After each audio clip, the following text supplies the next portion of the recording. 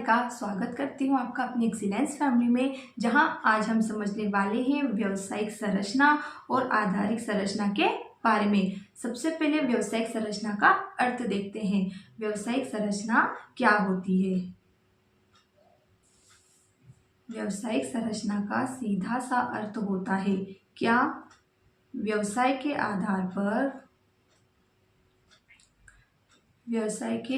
पर जनसंख्या का विभाजन या वर्गीकरण करना व्यावसायिक संरचना कहलाता है। अब व्यावसायिक संरचना से हमें देश की अर्थव्यवस्था समझने में सहायता मिलती है।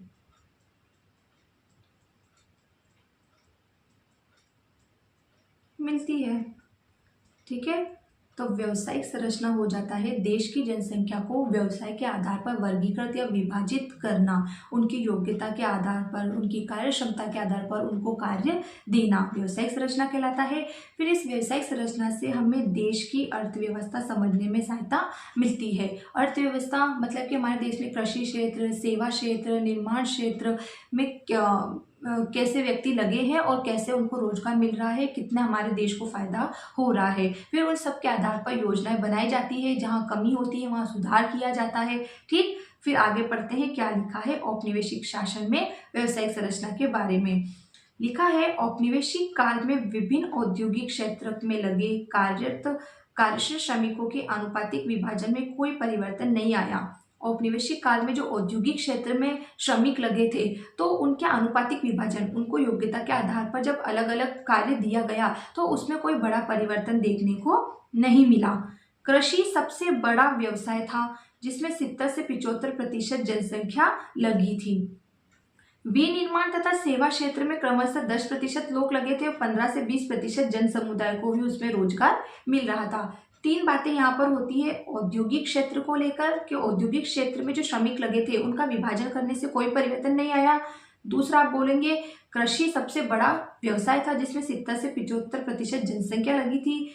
तीसरा आप लिखोगे विनिर्माण, मतलब निर्माण कार्य में, खनन कार्य में, सेवा क्षेत्र में जो व्यक्ति लगे थे कितने 10%, उससे सिर्फ 15 से 20% जन समुदाय को ही रोजगार मिल रहा था। फिर अगला पॉइंट हमारा यहाँ से बनता है क्षेत्रीय विषमता को लेकर। क्षेत्रीय विषमताओं में वृद्धि एक बड़ी विलक्षणता थी, मतलब उसका विकास। जैसे क्षेत्रीय विषमता के अंतर्गत होता है कि शिक्षा, रोजगार, स्वास्थ्य, बेरोजगारी, जीवन स्तर, मृत्यु दर, ये कुछ उसमें समान नहीं थे, कहीं कम कहीं ज्यादा थे। तो क्षेत्रीय विषमताओं में वृद्धि एक बड़ी विलक्षणता थी कि उसमें सब कुछ सुधार हो जाए, ये एक बहुत बड़ी बात थी। फिर लिखा अगला 5th पॉइंट आप यहाँ से बना सकते हो। उस समय की मद्रास प्रेसिडेंसी, जो आज के तमिलनाडु, आंध्र प्रदेश, कर्नाटक और केरल प्रांत के क्षेत्र हैं, मुंबई और बंगाल के कुछ क्षेत्रों में कार्यबल की कृषि क्षेत्र पर निर्भरता में कमी आ रही थी। उसने में बताया कि उस समय मद्रास की प्रेसिडेंसी में कृषि क्षेत्र पर निर्भरता में कमी आ रही थी, कृषि क्षेत्र का वहां पर कम विकास हो रहा था। फिर अगला पॉइंट आप कौन सा समझाओगे यहाँ पर? विनिर्माण तथा सेवा क्षेत्र का महत्व तदनुरूप बढ़ रहा था, कृषि क्षेत्र में कमी आ रही थी। सॉरी, ये पॉइंट हमें इसके अंदर ही रखना है, 5th के अंदर हमें बताना है यहाँ से मद्रास प्रेसिडेंसी से लेकर यहाँ तक कि कृषि क्षेत्र में कमी आ रही थी लेकिन सेवा क्षेत्र बढ़ रहा था। और इसके विपरीत पंजाब, राजस्थान और उड़ीसा के कृषि क्षेत्र में लगे श्रमिकों के अनुपात में वृद्धि आकी गई। 6 पॉइंट आप ये बता सकते हो। तो एक बार फिर से हम रिवाइज करते हैं। हम पढ़ेंगे व्यावसायिक संरचना, मतलब जनसंख्या को व्यवसाय के आधार पर वर्गीकृत करना व्यावसायिक संरचना कहलाता है। व्यावसायिक संरचना हमें अर्थव्यवस्था समझने में सहायता प्रदान करती है कि हमारी अर्थव्यवस्था में कौन सा क्षेत्र सबसे ज्यादा विकसित हो रहा है। कृषि क्षेत्र, सेवा क्षेत्र, निर्माण क्षेत्र, औद्योगिक क्षेत्र आदि अनेक क्षेत्र हैं। तो उस समय रोजगार, बेरोजगारी सबकी स्थिति पता चलती है। तो हम बता सकते हैं कि व्यावसायिक संरचना औपनिवेशिक काल में जो औद्योगिक क्षेत्र में श्रमिक लगे थे उसमें कोई ज्यादा हमें फायदा नहीं हुआ। दूसरा हम बता सकते हैं कि कृषि सबसे बड़ा व्यवसाय था जिसमें 70 से 75% जनसंख्या लगी थी।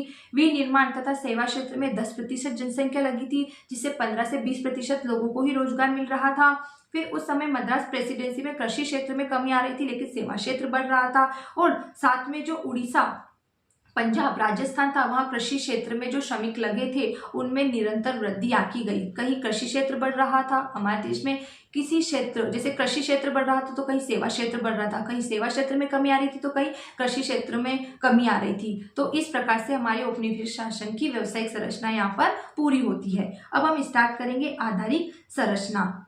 आधारिक संरचना, इस आधारिक संरचना को हम अधोसंरचना भी कहते हैं। इसे हम अधोसंरचना।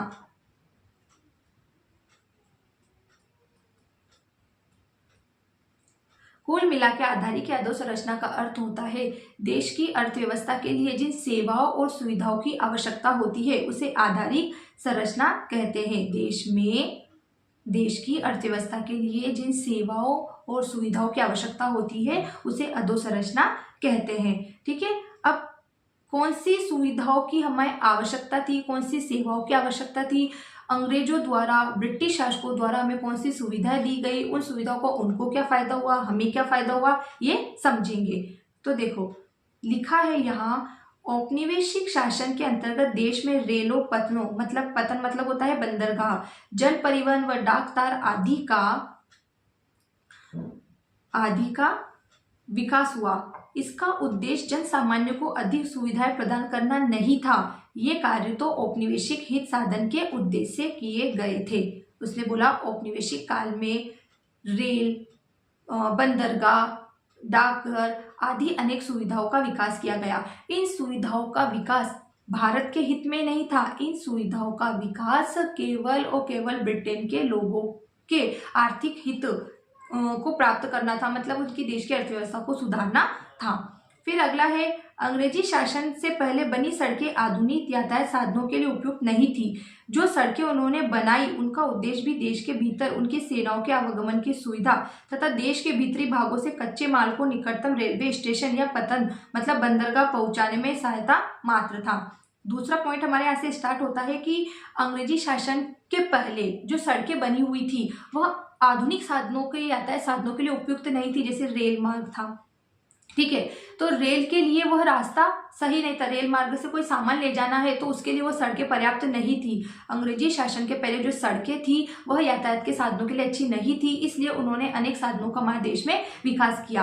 फिर उन्होंने लिखा कि उनका उद्देश्य देश के अंदर अपने आवागमन, आने जाने की सुविधाओं को बढ़ाना था और देश से क्या करना था, भारत जैसे देश से बड़ी मात्रा में माल को आयात करना था। इस कारण उन्होंने यहाँ पर सड़क निर्माण, बंदरगाह आदि का क्या किया, निर्माण करवाया, यहाँ की सुविधाएं उपलब्ध कराई। इस प्रकार माल को इंग्लैंड या अन्य लाभकारी बाजारों तक पहुंचाना आसान हो जाता था।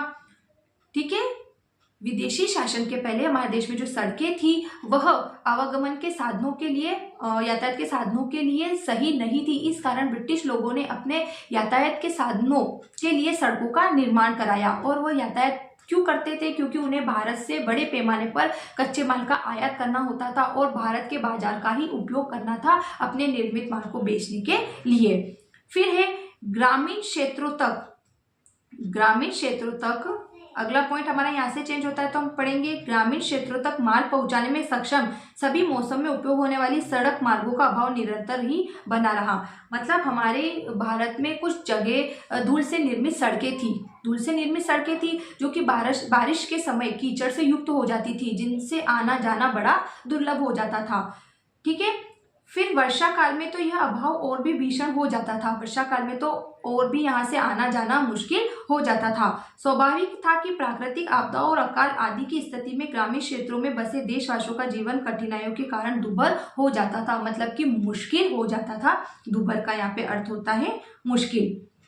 थर्ड पॉइंट हम यहाँ से बताएंगे कि ग्रामीण क्षेत्रों तक माल पहुंचाने के लिए सड़कें सही नहीं थी, सड़कें धूल से भरी थी, जो बारिश के समय कीचड़ से युक्त हो जाती थी, जहाँ पे आना जाना और भी कैसा मुश्किल हो जाता था। फिर आगे है, अंग्रेजों ने 1850 में भारत में रेलों का आरंभ किया। यह उनका सबसे बड़ा महत्वपूर्ण योगदान माना जाता है। 1850 में, याद रखना कि रेलों का आरंभ भारत में कब हुआ, तो सन 1850 में।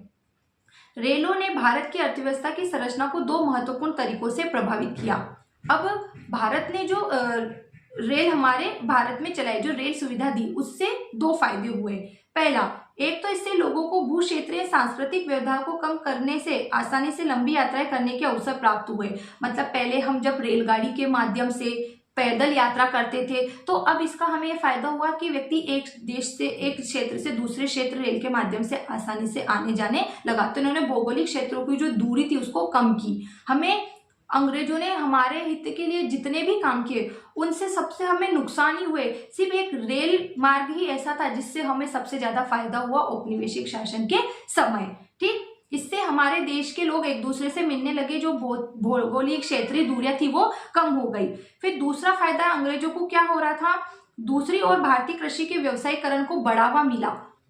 अब ये कृषि का माल दूसरे देश में जा रहा था, तो इससे क्या हो रहा था कि भारत का कृषि क्षेत्र बढ़ रहा था, लेकिन ये कृषि क्षेत्र सिर्फ अंग्रेजों के हित में बढ़ रहा था। हमें तो हमारे उपभोग के लिए भी फसल उत्पादित नहीं कर पा रहे थे। जो भी फसल का उत्पादन करते, नकदी फसल, चाय, कॉफी, गन्ना, ये सब पटसन वगैरह सब अंग्रेजों के लिए ही उत्पादित हो रही थी। तो रेल मार्ग से हमें ये फायदा हुआ कि हम और अनेक लोगों से, क्षेत्रों से मिले, परिचित हुए, है ना। ठीक है, जबकि और दूसरा फायदा अंग्रेजों को क्या हुआ कि रेल यात्रा से हमें पहला फायदा ये हुआ कि हमारी भौगोलिक क्षेत्र की जो दूरियां थी वो कम हो गई। अब हम रेलगाड़ी, पैदल यात्रा की जगह रेल से यात्रा करने लगे थे। दूसरा, हमारे देश का कृषि क्षेत्र बढ़ रहा था, लेकिन इस कृषि क्षेत्र का लाभ अंग्रेजों को हो रहा था। ठीक है, यात्रा का फायदा, भौगोलिक दूरी का फायदा हमें हुआ, लेकिन कृषि क्षेत्र का फायदा अंग्रेजों को हुआ। किंतु इस व्यवसायीकरण का भारतीय ग्रामीण अर्थव्यवस्थाओं के आत्मनिर्भरता के स्वरूप पर विपरीत प्रभाव पड़ा। भारत के निर्यात में निसंदेह विस्तार हुआ। मतलब हमें लग रहा था कि कृषि का व्यवसायीकरण हो रहा है, लेकिन ये व्यवसायीकरण अंग्रेजों के हित में हो रहा था, परंतु इसके लाभ भारतवासियों को मुश्किल से प्राप्त हुए। इस प्रकार जन सामान्य को मिले सांस्कृतिक लाभ व्यापक होते हुए भी देश की आर्थिक हानि की भरपाई नहीं कर पा रहे थे, देश की अर्थव्यवस्था को सही नहीं कर पा रहे थे। सड़क तथा रेलों के विकास के साथ साथ औपनिवेशिक व्यवस्था ने आंतरिक व्यापार तथा समुद्री जलमार्ग के विकास पर भी ध्यान दिया। सड़क व रेल का विकास करने के साथ साथ उन्होंने बंदरगाह, है ना, बंदरगाह, समुद्री जल मार्गों के विकास पर और ज्यादा ध्यान दिया। किंतु ये उपाय बहुत संतोषजनक नहीं थे। उस समय के आंतरिक जलमार्ग अलाभकारी सिद्ध हुए। उड़ीसा की तटवर्ती नहर इसका विशेष उदाहरण है। यद्यपि इस नहर का निर्माण सरकारी कोष से किया गया था, तथापि यह रेल मार्ग से स्पर्धा नहीं कर पाया। कहने का मतलब है कि यहाँ पर उड़ीसा की तटवर्ती नहर एक उदाहरण है। हमने बोला कि रेल मार्ग और सड़क का विकास करने के साथ साथ उन्होंने जल मार्गों का भी विकास किया, लेकिन जल मार्ग रेल मार्ग से तुलना नहीं कर पाया। उड़ीसा की जो नहर है, स्वेज नहर इन्होंने बनाई थी, वह रेल मार्ग से तुलना नहीं कर पाई, जबकि हालांकि इसको सरकारी कोर्स से बनाया गया था, लेकिन फिर भी इससे नुकसान हुआ। नहर के समांतर रेल मार्ग विकसित होने के बाद अंततः उस जलमार्ग को छोड़ दिया गया। मतलब जितनी बड़ी नहर थी, है ना, जितना बड़ा स्वेज नहर बनाई गई थी उतना ही जलमार्ग था, तो जलमार्ग ज्यादा सुविधाजनक था। भारत में विकसित की गई महंगी तार व्यवस्था का मुख्य उद्देश्य तो कानून व्यवस्था को बनाए रखना था। अब डाक व्यवस्था, तार व्यवस्था भी यहाँ पे शुरू की गई, जिससे ब्रिटिशों की कानूनी व्यवस्था बनी रहे, उनका लोगों से संदेशों का आदान प्रदान चलता रहे। दूसरी ओर डाक सेवाएं अवश्य जन सामान्य को सुविधा प्रदान कर रही थी, किंतु वे भी बहुत अपर्याप्त थी।